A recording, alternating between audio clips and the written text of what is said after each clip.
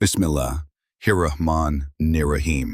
दोस्तों, आज हम आपके साथ एक बेहद दिलचस्प और अहम वाक़या शेयर करने वाले हैं। यह है सबसे पहले इंसान हज़रत आदम अलैहिस्सलाम का निकाह फ़िक़्ह जाफ़रिया के मुताबिक। जब अल्लाह ताला ने हज़रत आदम अलैहिस्सलाम को पैदा किया तो उन्हें जन्नत में ठहराया, लेकिन उनका दिल तन्हा था। उनकी तन्हाई दूर करने के लिए अल्लाह ने उनके ही जिस्म से एक और मुक़द्दस हस्ती को पैदा किया। वो थी हज़रत हव्वा सल्लामुल्लाहि अलैहा। रिवायत है कि जब आदम अलैहिस्सलाम ने हव्वा सल्लामुल्लाहि अलैहा को देखा तो पूछा, तुम कौन हो?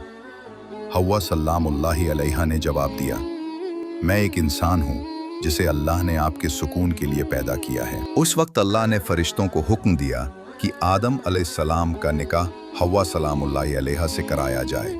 निकाह का अमल जन्नत में ही अंजाम दिया गया। हज़रत जिब्राईल अलैहिस्सलाम अल्लाह की तरफ से काजी बने।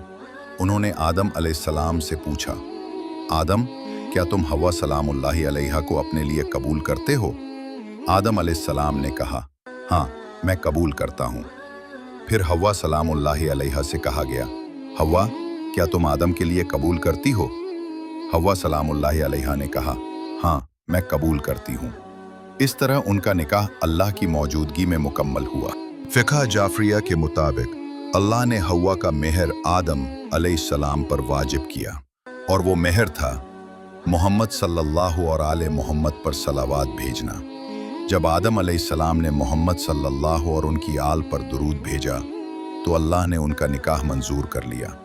दोस्तों, ये वाक़या हमें सिखाता है कि इंसान की असली राहत और सुकून एक दूसरे के साथ है, और अल्लाह की इताअत और मोहम्मद व आले मोहम्मद पर सलावात भेजना इंसान की ज़िंदगी का सबसे बड़ा सहारा है।